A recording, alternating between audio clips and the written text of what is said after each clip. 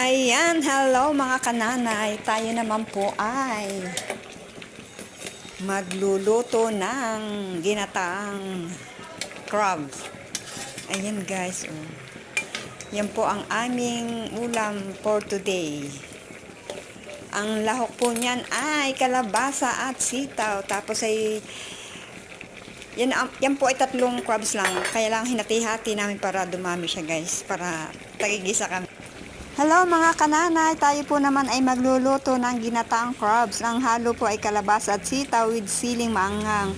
Ayan po guys, yan po ang aming ulam for today, ang ginataang crabs. So yummy, yummy, yummy guys.